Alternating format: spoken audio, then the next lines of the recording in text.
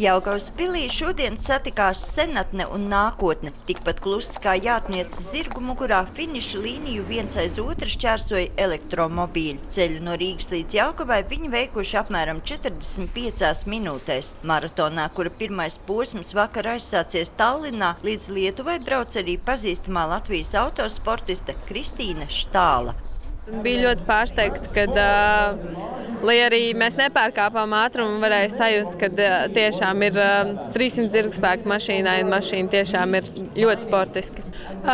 Teiksim, tāds sajūta nav savādāk, vienkārši ir tas, ka nav skaņas, un tas ir laikam arī tas, pie kā visgrūtāk pierast, jo tu nesaproti, vai tev ir piedarbināta mašīna vai nav. Kamēr autovadītājus izklaidē sagaidītāji un pils galmadāmas, automašīnas tiek pieslēgtas pārvietojamajai lādēšanas iekārtai. Ar vienu uzlādi pietiek 185 kilometriem. Electric car is more efficient in city.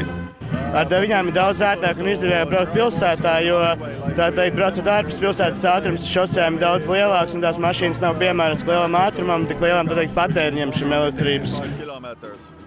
We can find electric cars everywhere, in Latvia, in Estonia, in Austria. Elektromobīļi sastopami gan Igaunijā, gan Latvijā, gan visās pārējās Eiropas valstīs. Taču šī problēma ir saistīta ar šo elektromašīnu, tā teikt, uzlādes vietu infrastruktūru. Sacīkšu mērķis ir attīstīt šo infrastruktūru tā, lai nākotnē varētu mašīnām pārvietoties starp visām Eiropas valstīm.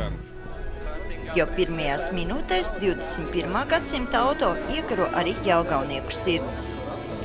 Я думаю, если будет электромобиль, я буду счастлив.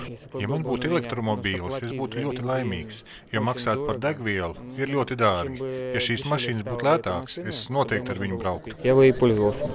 Pēc stundas elektromobīļu maratona dalībnieki dodas tālāk. Nākamā pietura Paņevēža Lietuvā, bet galamērķis Montekarlo pilsēta Monako tikšot sasniegt nākamsvētdien. Sandra Leitāne, Andris Pāns, TV Spektrs.